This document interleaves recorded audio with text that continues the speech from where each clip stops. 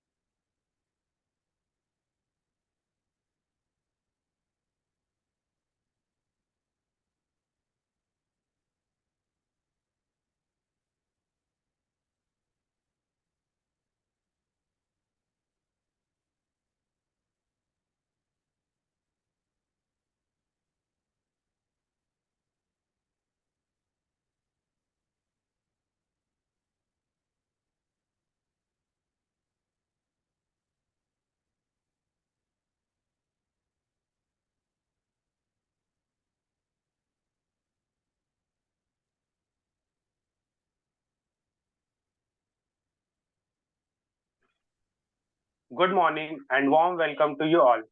I am Vaibhav, your host for today. Our topic for today is gaming industry. It shall be taken by Mr. Ravi Talreja, sir. Our agenda for today is virtual inauguration by Dr. Sundar Kataria, invoking the blessing of deity, chanting of Gayatri Mantra, introduction of speaker, presentation by CA Ravi Talreja, question and answer session, and last closing session. Next slide. About Sadgun Sang conceived and led by hello. Hello, previous wali slide. Hello. Hello. Previous slide, sir.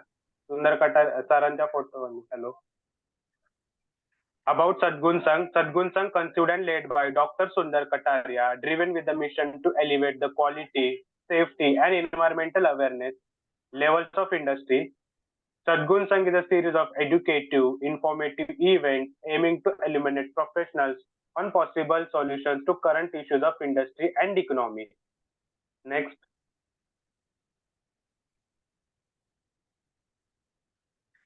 A brief introduction of Dr. Kataria, designation and organization, Chairman and Managing Director, International Certification Services Private Limited. His academic qualification, Doctorate in Business Management, Mechanical Engineer. His experience are Rajasthan Atomic Power Project, India's first nuclear power plant, RAPP at Rawat Bhata, Kota, built by Indian engineers, worked as a nuclear scientist for 11 years and successfully completed and commissioned the plant. Engineer India Limited, first batch of engineers to develop Bombay High offshore oil and gas field, mega offshore complex platform, trunk and submarine pipelines, underwater inspection and indigenization oil and gas equipment, etc. Det Norsec Versatile, world largest classification society, worked for 17 years at various capacity for the certification of fixed offshore installation, submarine pipelines, onshore projects and personnel qualification, underwater inspection divers. ICS, he is founder of India's first certification conformance assessment body established in the year 1999, provider of total quality solution, certification of management system, ISO, inspection, testing, training, qualification of personnel. His achievements and awards are received Lifetime Achievement Award for the contribution for the corrosion technologies from NACE International NIGIS under NACE USA, Social Worker, Protection of Life, Asset, Environmental and Safety. So now I request Dr. Kataria to please virtually inaugurate the session.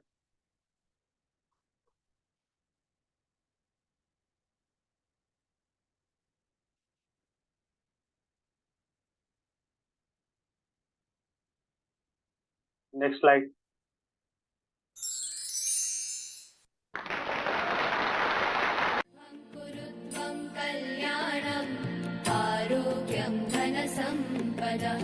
शुभं कुरु त्वं कल्याणम् आरोग्यं धनसम्पदः शत्रुबुद्धिविनाशाय दीपज्योतिर्नमोऽस्तुते दीपज्योतिर्नमोऽस्तुते शुभं कुरु त्वं कल्याणम् आरोग्यं धनसम्पदः शुभं कुरु त्वं कल्याणम् आरोग्यं धनसम्पदः.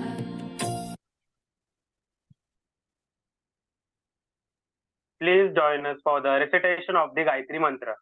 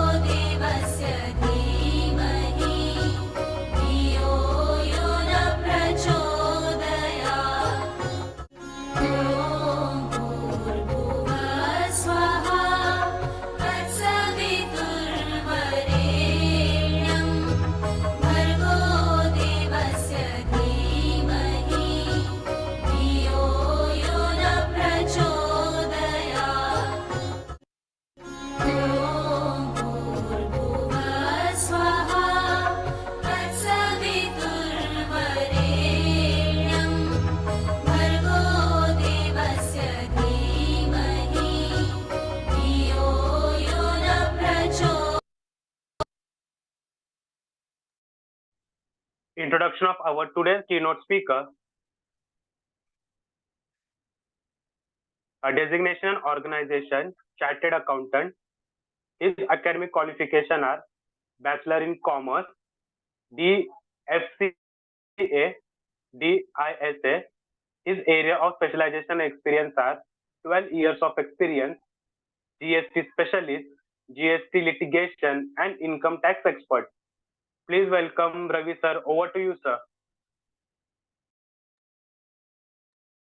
Thank you, Vaibhav, for the wonderful speech. Good morning, one and all. This is C. Ravi Talreja, practicing chartered accountant since 2011. Okay, as you know, as everyone knows, the topic of sorry. Now is it okay? Is my video visible? Yes, sir. Yeah. So yeah, good morning, one and all. My name is C. Ravi Talreja. I'm a practicing chartered accountant since 2011. And since we are here for a small talk regarding the gaming industry. So everyone is aware, and everyone of various age generations have played video games in their own way and style at that point of time. Some must have played the handy video games, some must have played the video games which are attached to the TVs with the cassettes. Some must have played the PlayStations. Nowadays, people are playing over the mobile phones like Candy Crush, Temple Run, PUBG, whatever. So there has been a transition of gaming from the scratch to a very next level and into a very next era. So we are the topic is such huge that consolidating it in a 1 hour's lecture would be pretty difficult. So we'll be just talking about the pointers and the main things to be highlighted.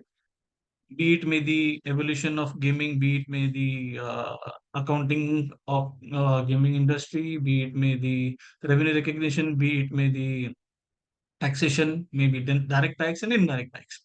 So to start off with, I'll just share my slides.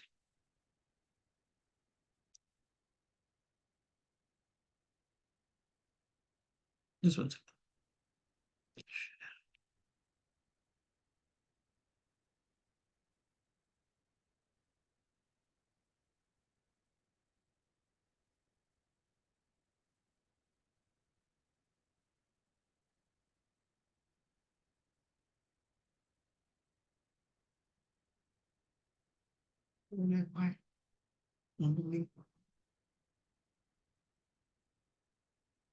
Yeah, video also.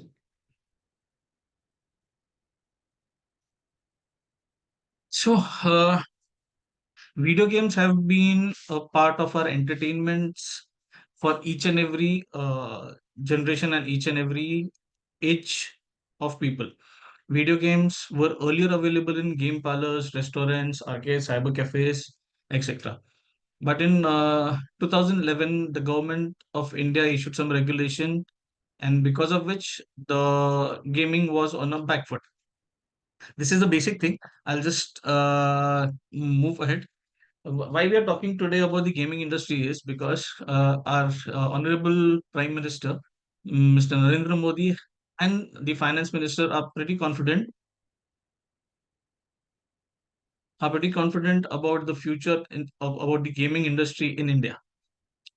As we very well know that India is the second largest in the world population after China, and we have a major crowd and population of young people roughly ranging around 90 to 29 years of age.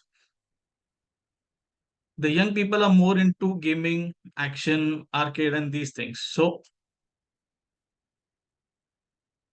in order to promote that and in order to generate revenue from the same, the Indian government is also promoting the gaming industry in India. This is a basic layout of the evolution of gaming globally, be it may from 1950s till 70s, 80s, 90s. But let's not make this thing boring by reading this thing. I'll just share a quick video, which actually is of 5 hours, but we can have a glimpse of partially as to in each and every decade how there's an evolution in the gaming industry. I'll just play that. See.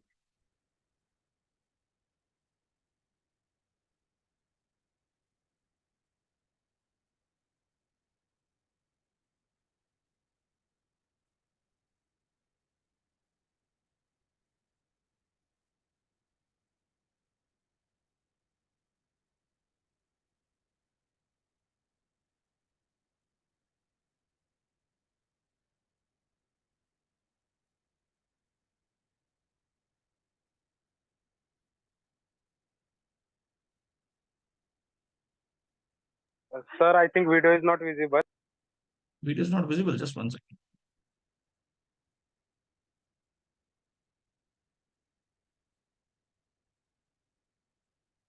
Just one second.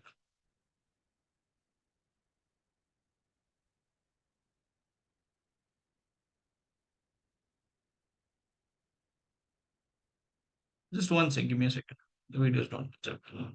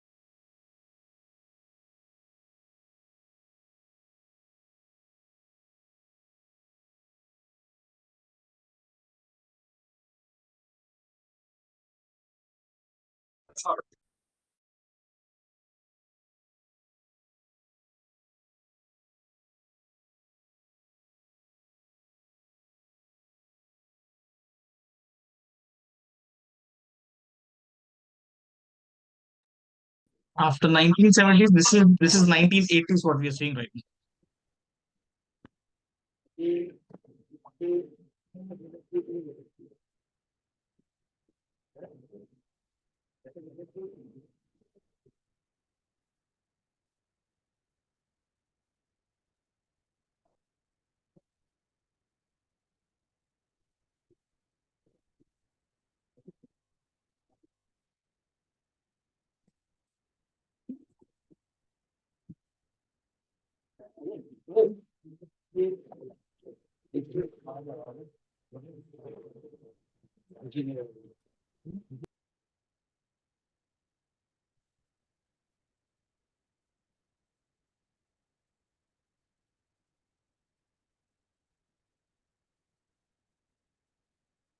Let's not get into the details of the company. We are just concerned about the evolution of video games.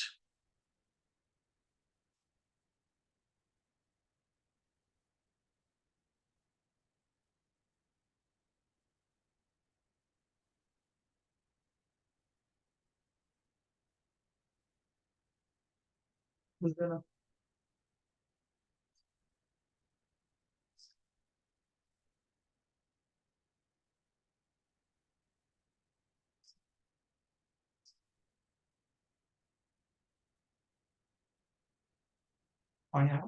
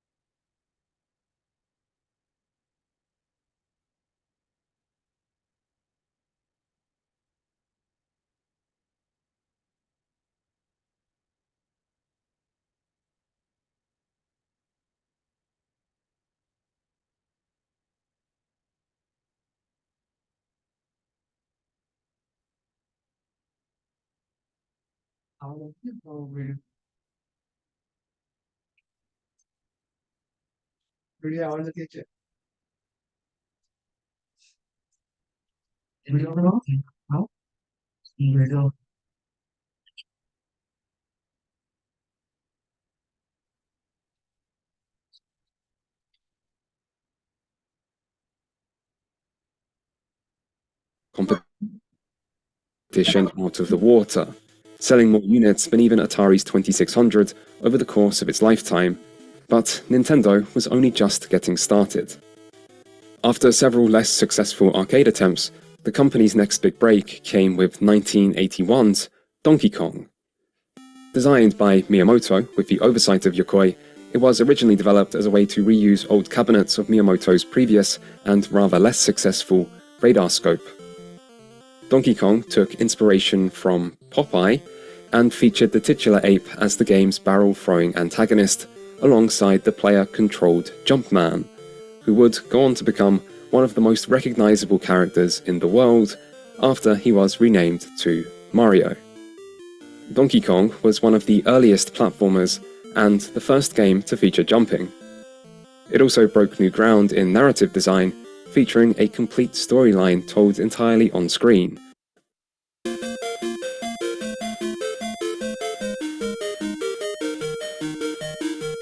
Sega was a big name in arcades. They entered the Japanese home console market at the same time as Nintendo, when the arcade golden age was starting to wind down. Their first console, the SG-1000, released in 1983, on the very same day as Nintendo's Famicom. But it would struggle to compete with Nintendo's superior system, likely as a result of Sega's inexperience with console development. In 1985, it was redesigned as the Sega Mark III, which released in North America in 1986 as the Sega Master System. Sega challenges you with the ultimate video game, the Sega Master System, with twice as much memory as any other video game. Advanced video technology like scrolling backgrounds, graphics in 64 colors. In 90s, there were more arcade-driven, more Arcade animated, growth came and to a more stop following the crash of 1983, kind of real but than what arcades was still seen made in up a large part of the 1970s and market 80s. afterwards, and they still continue to offer the definitive video game experience by way of graphics and immersion. for those who had the quarters to play. By the start of the I'm sure majority of 16-bit us era, however, must have their already technological played edge these was games, narrowing, Counter-Strike. and even arcade heavyweight Sega had started to move away from marketing itself as the company that brought the arcade experience home, due to the perception of arcades losing relevance within the industry. Most people probably expected the 90s to be the decade where arcade games quietly disappeared, and maybe that would have happened, if not for the arrival of one game that changed the decade, where a small group of 20-something-year-old developers were working for software companies 60-year-old. You see, while computers were powerful in certain ways, they weren't designed specifically for gaming, meaning there were some things consoles were just better at, like allowing for faster refresh rates. This meant PCs struggled to redraw an entire screen at the same speed as a console, making the iconic side-scrolling seen in so many of the most popular video games impossible. Until Carmack had an idea. Why redraw everything Move on to 2000 year, wherein the graphics and The Dreamcast got off to a solid start, and its launch lineup was followed by a number of memorable titles. The most important was Shenmue, which Sega hoped to be the system's killer app.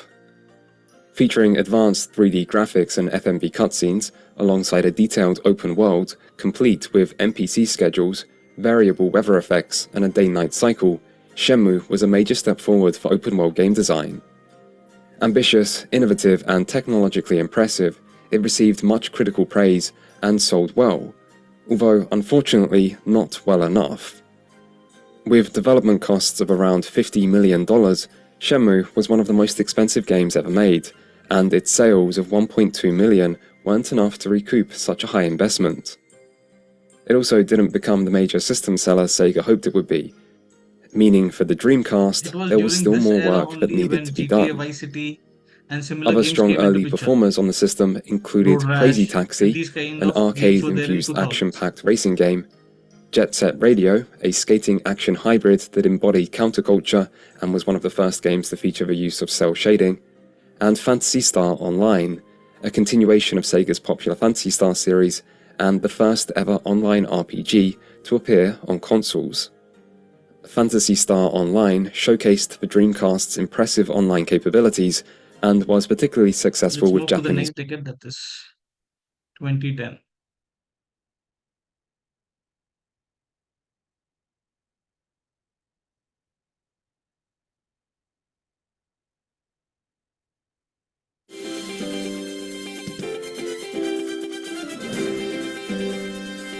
The console wars would continue in the 2010s, but the first battle was fought over motion controls. Nintendo had responded to criticism of the original Wii Remote's poor precision with the Wii Motion Plus in 2009. This new add-on upped the accuracy, but only in games developed with it in mind, and it would be required for certain later titles like Wii Sports Resort and The Legend of Zelda Skyward Sword. Still, both Sony and Microsoft focused their marketing on why their new devices were better than the Wii. Not just like this, but this way too. Because real boxers don't hit like this.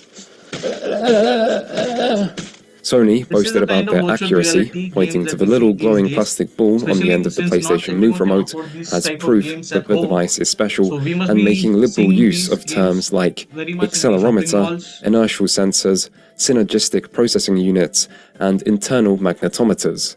And no, I did not make any of those terms up just now.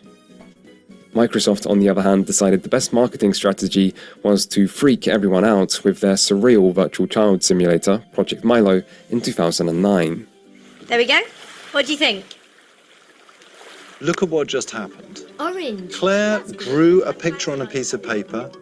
The piece of paper was held up to Milo. Natal recognized the piece of paper, scanned the piece of paper in. Milo looked at that piece of paper, recognized the shape, recognized the color, and able to get on with his project. This is true technology that science fiction has not even written about. And this works today, now. Unfortunately, while it may have apparently worked that day, 1 year later, when Microsoft returned to showcase the Kinect again,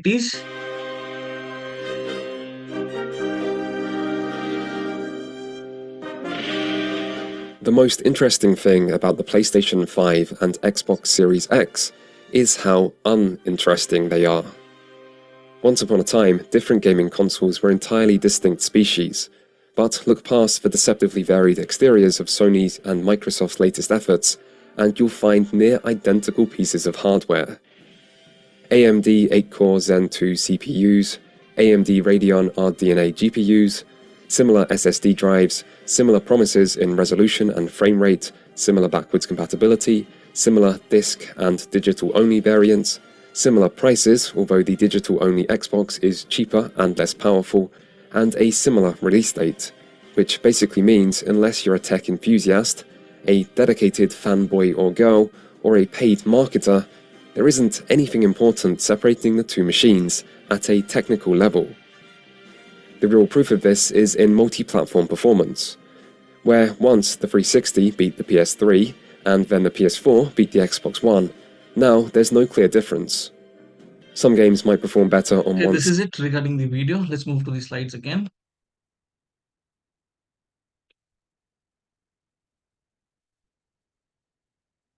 Okay, everyone could see the revolution of the gaming since inception till date. There are a variety of things which happened gradually, and in today's latest world, the PlayStation is the highest one. Okay, so here we can see a bifurcation of the online gaming in the year 2021 as compared to year 2025, which is already projected. If you guys take a look at the total figure here in the year 2021, the total figure comes to 136 billion INR, whereas the amount projected in year 2025 is it's more than double,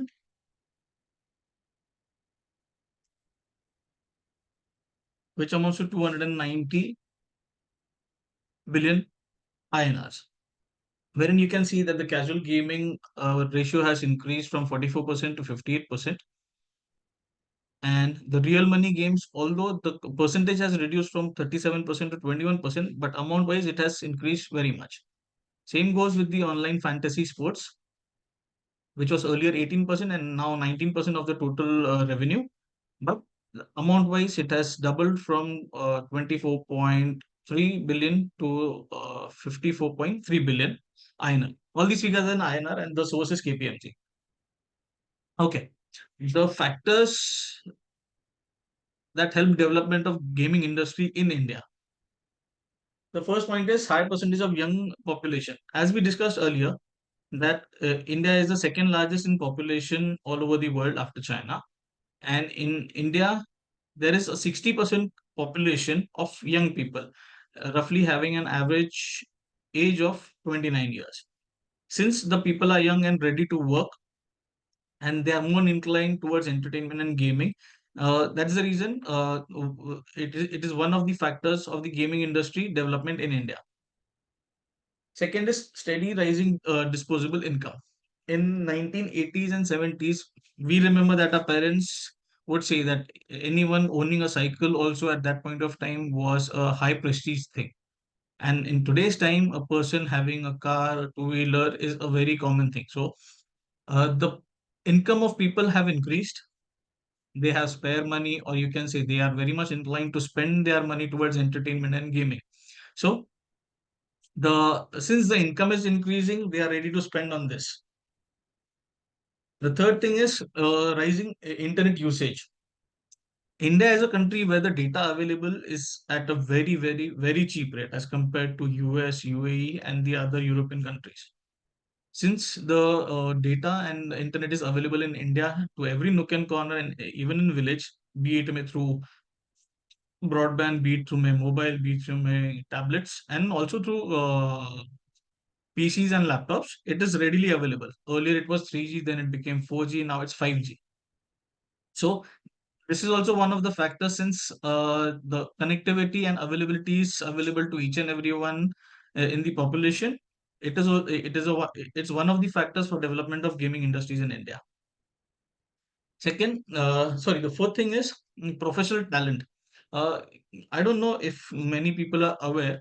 India since the labor is very cheap in India, not in a literal way that the labor that who work on a day-to-day basis, even the people who are working for ITs, who are working for graphics, who are working for VFX, they are paid according to India, they are well paid. But if we compare the same with dollars, what they pay abroad, they are available in India at a very cheap rate. So whatever the companies who are abroad, even the Hollywood movies and gamings, their VFX and animation things are outsourced to India. Since India, there is talent, young people who are ready to accelerate in this field, and they are ready to work, and they are very much inclined to develop things which no one had ever thought.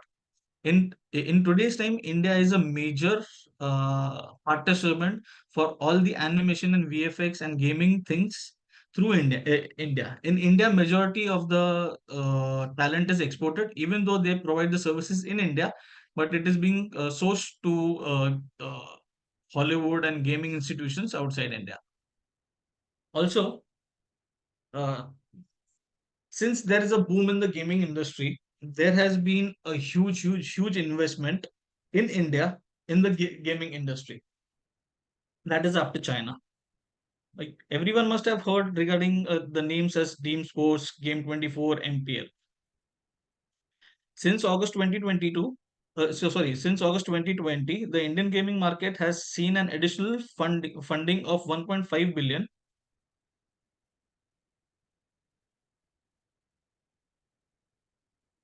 which has increased even more. Right now, since 2020, 14 and 2020, 575 million USDs have been invested. This is keeping Dream 11 and Dream 11 apart, who alone raised money for $225 million. Since, sorry, since there's talent in India, there's young population in India, and they are ready to work. So only the people who are in the gaming industry, they also require many ancillary services, be it may coaches, streamers, therapists, marketing agents. So because of this, there are many job opportunities available to the population in India. So this is also one of the factor for development in gaming industries in India.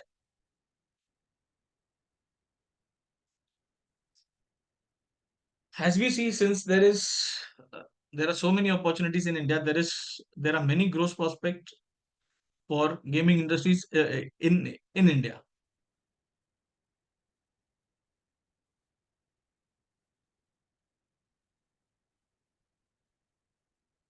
As we are very well aware that each and every one, earlier there were handy telephones, but after the introduction of mobile phones, now mobile is not a comfort, but it is a necessity which is available in everyone's hand. So majority of the people who have been gaming and playing, they are through mobile. After that, there has been an increase, and there's a fashion, and people are more inclined towards esports in India.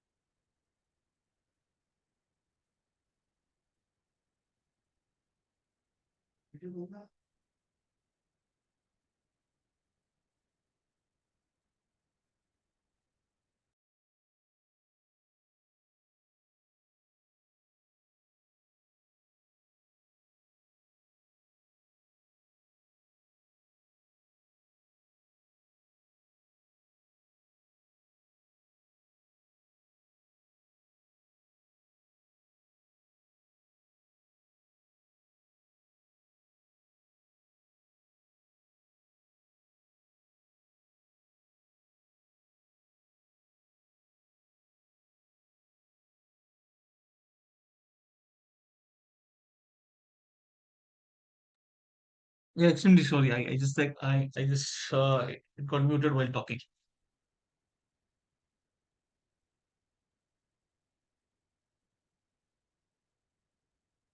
Like we saw in the earlier video, in today's time, the augmented reality and virtual reality are very much in adoption. We have been in malls and various places and in game zones wherein we see virtual reality platforms and games wherein they allow us to wear what do we say, a machine over our eyes, which helps us to reflect as to the visuality of the game. And we are seated on the chair, and it gives us a 3D and 4D and 5D effect wherein there's a movement of chairs, there's wind going on, there's water droplets falling to represent the rain on it. Also, uh, nothing comes for free, be it may the person who is creating the game and be it may the person who's playing the game. Majority of the games on a small level are free, but the betting games and the subscription games are usually accessible only when we pay a certain amount, be it may whatever the amount as decided by the gaming industry. And these gaming the gaming industry in India has been supported by the government of India by getting rules and regulations to the same and making it easy for the people, accessibility, and for them to play in India.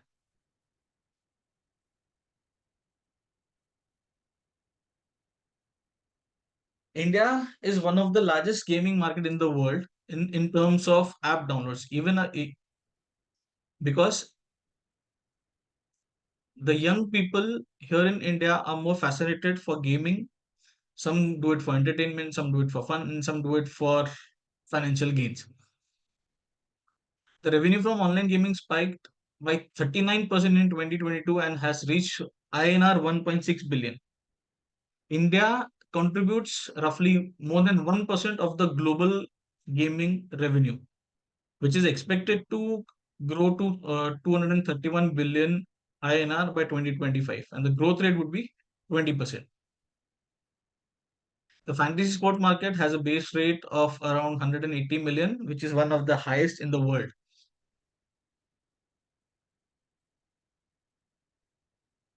In India, there have been global investors making it a beeline in the gaming industry in India. Like we discussed earlier, the Indian gaming industry has raised around 2.8 billion from international and domestic investors during the last 5 years. The major unicorns in India in the recent years have been Dream 11, MPL, and Game 24/7. Overall, the future of the gaming industry looks very promising in India.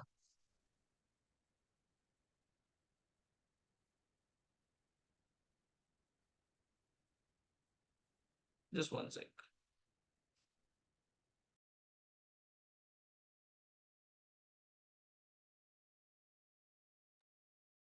Okay, since we are talking about the gaming industry and Indian government allows the gaming to be official, there are various acts and rules which are applicable. Following is a list wherein the various gaming and various activities are classified. Let's not get into the details of each and every act because it will be taking a huge amount of time.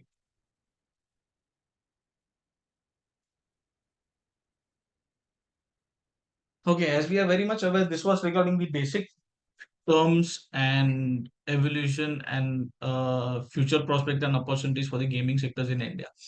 As we are well aware that everything where finance is involved, accounting is a mandate on the government's part.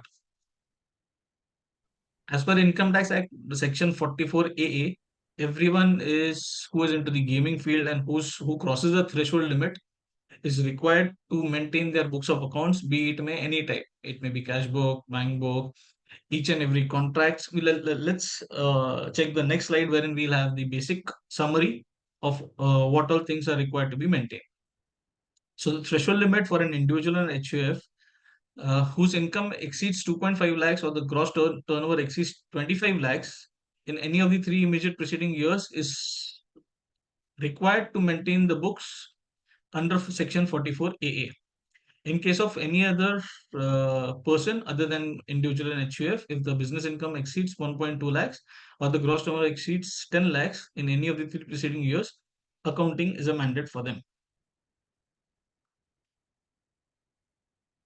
in India, the books of accounts and the accounting is governed by accounting standards.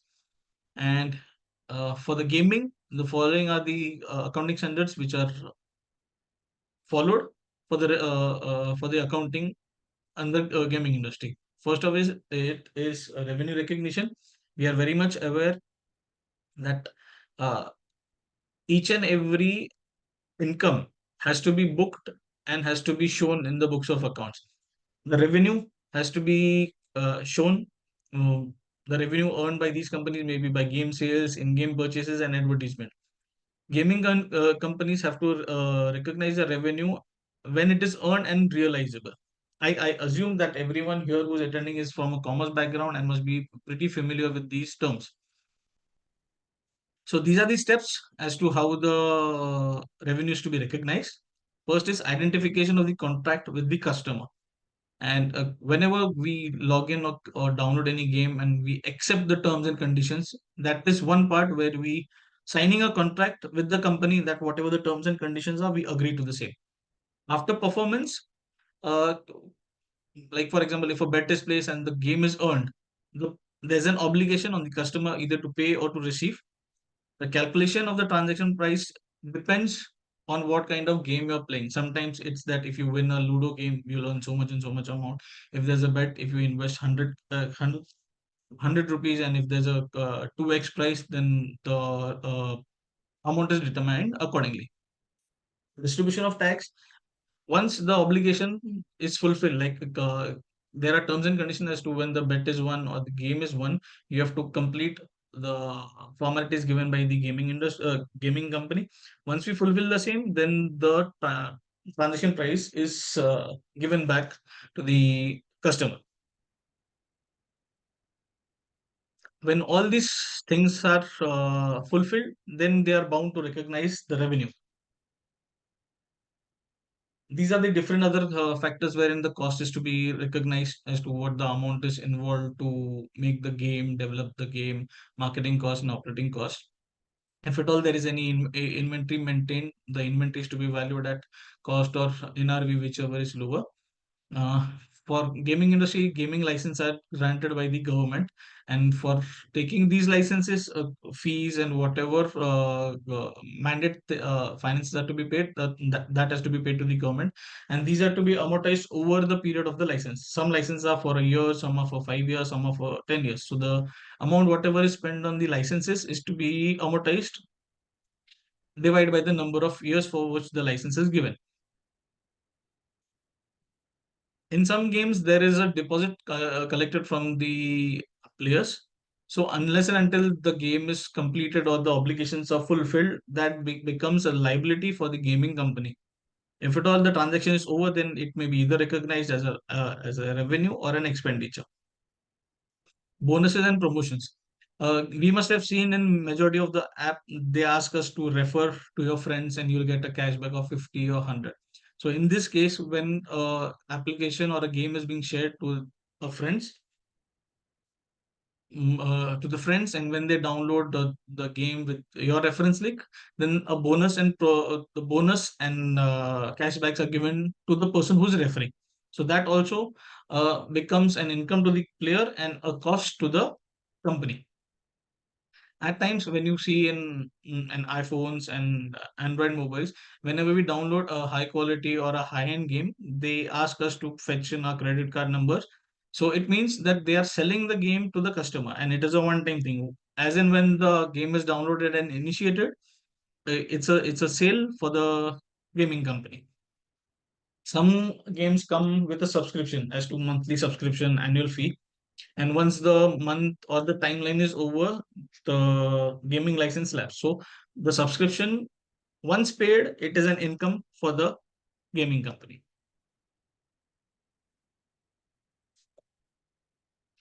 Okay, there has been a huge debate and there are many cases and case laws regarding the same as to games are of two types. Some games portray on the base of skill on which you play, and second is a game of chance. A basic segregation or a distinction, I'll do it this way. If at all you're playing a game against a house wherein the opponent is a entity. Like for example, many of the people have been to Goa. So once they go to casinos and a bet is placed, so there is no person ahead of it. It is a house or the casino against which whom you're playing. In that case, it is a game of chance because there is no expertise. You don't know what the dice number would be, where the roll would end, whether it will be black or red or what number it would come. So in that case, it becomes a game of chance. But similar way, if you play, what do we say, rummy, chess, wherein your skill is involved, such types of games are called as game of skills. So based on this, the skill game of skill, some are chargeable, some are not under the taxation of India. So there are many case laws and many writ petitions filed with the High Court and Supreme Court. The decisions in some cases have come and in some they are yet awaited. Okay, taxation on online gaming. As we discussed earlier, the nature of revenues for online gaming are advertisement. Whenever we are playing games, we see that there's a video pop up which says that this is an advertisement, and if you want to skip, you have to pay so much and so much amount. So the person whose advertisement or the company whose advertisement has been posted, it doesn't get free for the person for the company who's giving the advertisement. Obviously, they pay a premium for the same, for the advertisement to be seen to the people and the customers who are accessing their game. Similar way, subscription, joining fees, like we discussed earlier, and at many times we see a cross-selling project, like one app publicizing the sale of another app's product, and in the other app they show that they are selling the other they advertise the other app for them to promote and urging them to download the other person's app.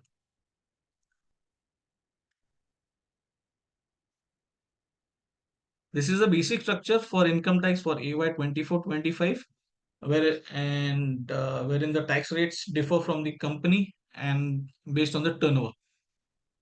If the turnover of the company during the previous year 21-22 does not exceed 400 crores, then the tax rate would be 25%. Over and above the same, surcharge and health and education says over and above the basic tax rate.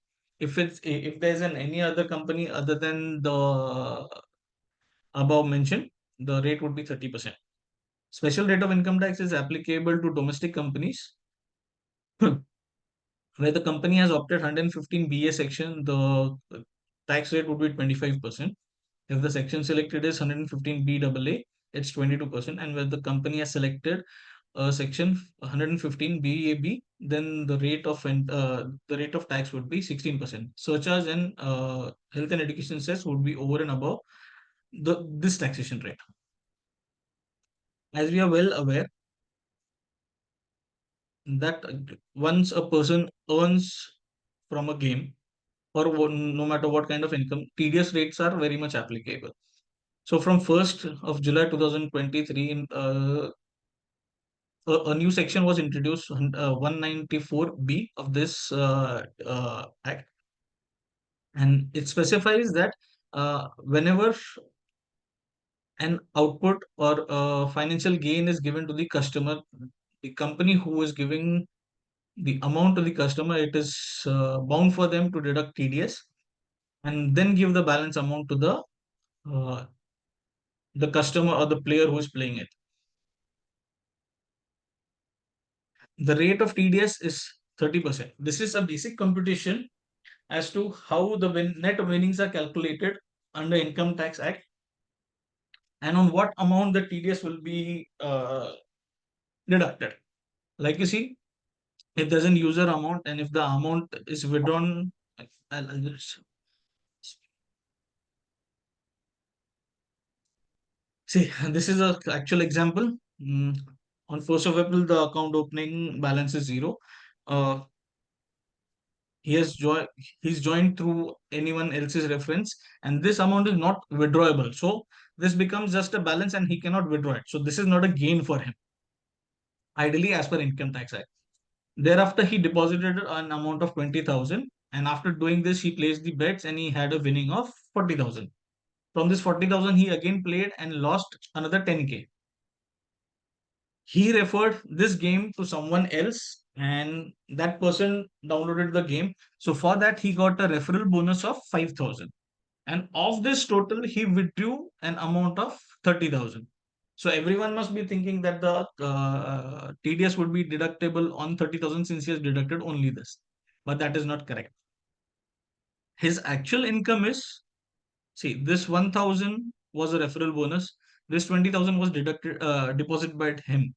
So this is his initial investment. His actual winning is 40,000 and he got a referral bonus of 5,000. So the total earning is 45,000, of which his loss from games is 10,000. So 45,000 minus 10,000 will give you 35,000. Out of those 35,000, he's withdrawn only 30,000. So the tax implication would be on 35,000 and not on 30,000.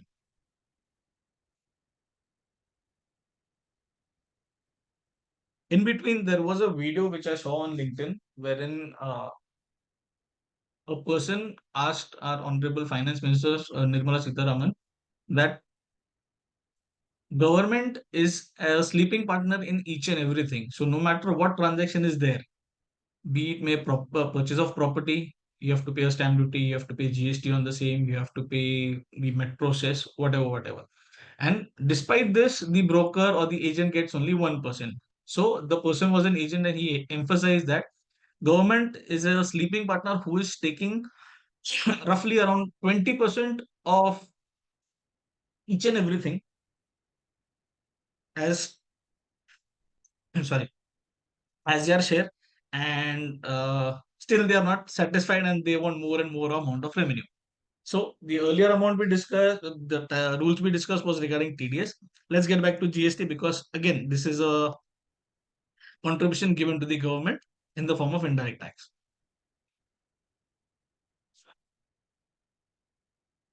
The GST levied on gaming industry, the prescribed rate under Section 9 amounts to percentage amounts to 28%. So under the definition of goods, it includes movable property other than money security, but it includes actionable claims. Actionable claims are the claims wherein a risk when they place a bet and their actions intend that their claim on the amount. Like for example, betting. If at all we betting in our childhood, we used to say, चलो हम लोगों ने ये कर दिया, तो एक समोसा तेरे तरफ से, एक समोसा मेरे तरफ से. So at that point of time, we never knew the what do we say, seriousness of a bet. But wherein when a bet was placed and we won the bet, so it was an actionable claim that I did bet it, I did win, so I have a claim on the samosa. So in that ways, similarly in casinos, gambling, horse racing, lottery, and online money games, in these all things, whatever winning is there, we have an actionable claim on the same. And since these all are actionable claims, these fall under the purview of goods, and hence they are liable to get levied under GST. The rate of GST, as I told earlier, it's 28%.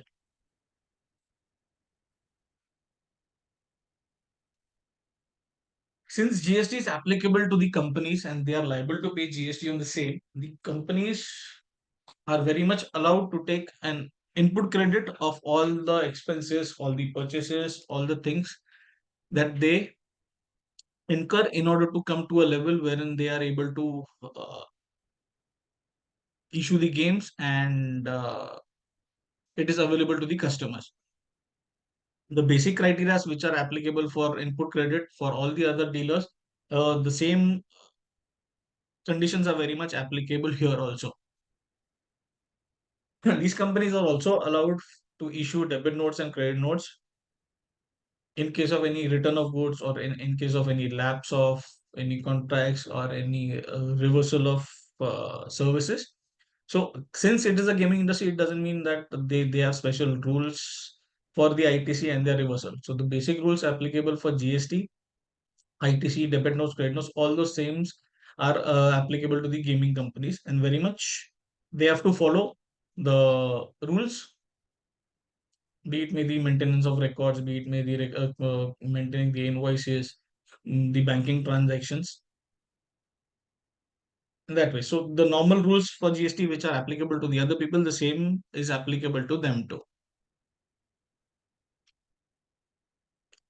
Like we said that the rate of GST is 28% on the full value of consideration and shall be inclusive of the platform fee.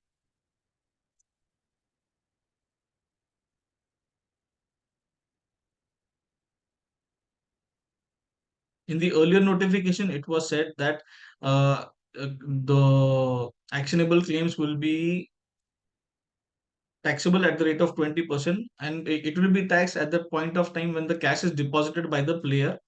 So when the player deposits an X amount in the gaming pool, at that point of time, the amount is shown as inclusive of GST and reverse calculated, and the amount of GST is paid on the same. Since GST is applicable, the place of supply matters a lot for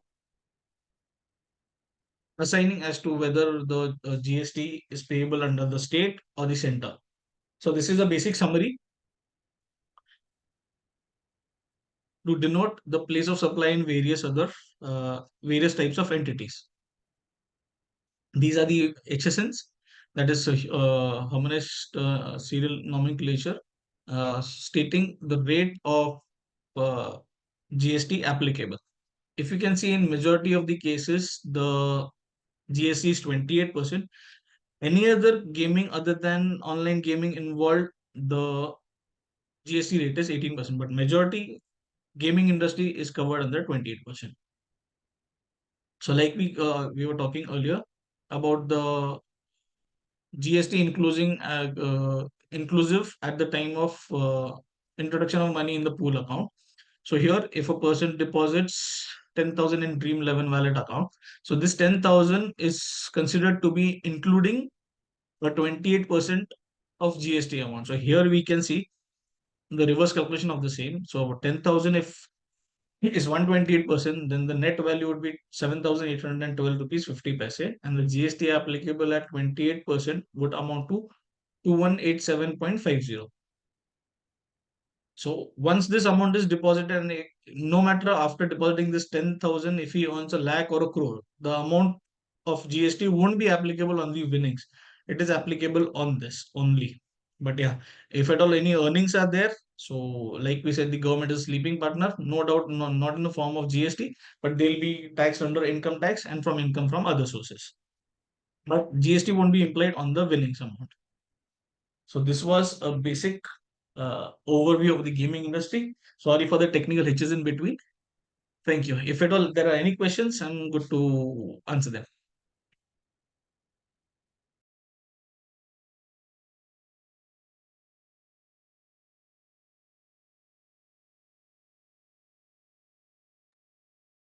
Thank you, sir, for the presentation and explaining topic in simplifying way. Now I request all the participants and delegates, if you have any question, you can unmute yourself and ask directly, or you can put your questions in the chat box. If at all you guys want, I can, my mail ID is being, my phone number is also shared in the slide. Anyone can DM me personally also. That's not a problem.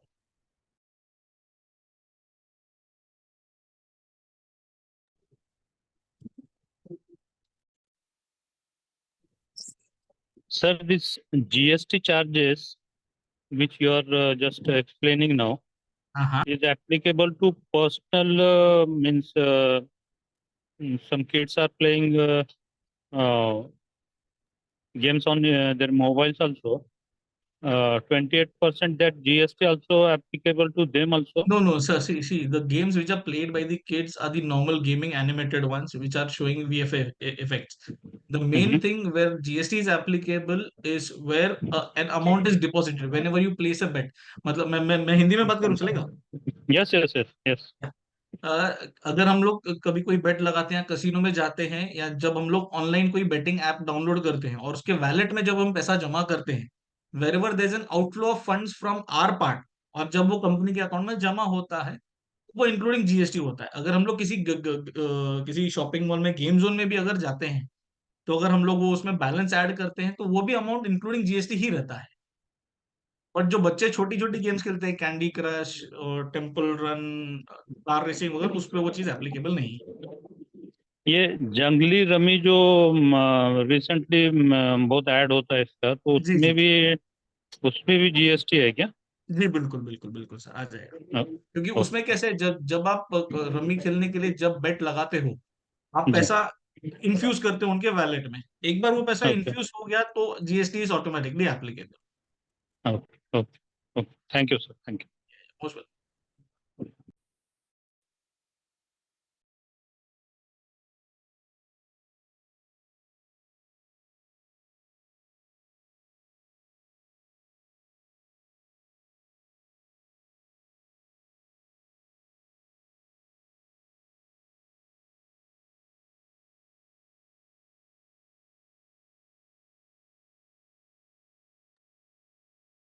I'll also share the video link wherein I did show the transition and evolution of gaming, because it was very fast forwarded. Although it's a 5 hours video, but I'll share the link which is very much accessible to each and everyone.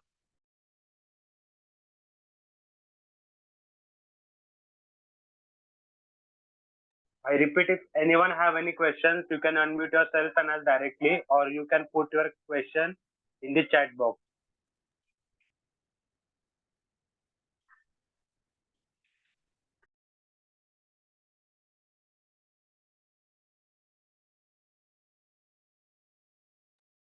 Vaibhav, you can share the PPT online with everyone, or should I share it? Okay, sir. You can share, sir. So, sir, I'm requesting you to please stop sharing, sir. So, can we move ahead, sir? I think there is no more questions.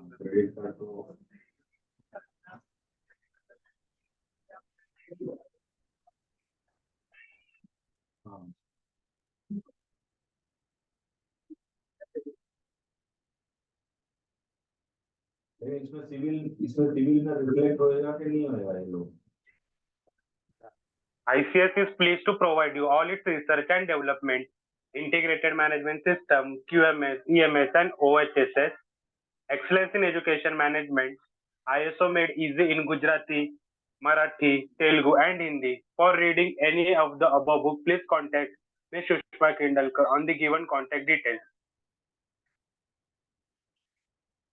Next. Feedback form. Please register on www.sadgunsang.org and go in your login and give your valued feedback to us.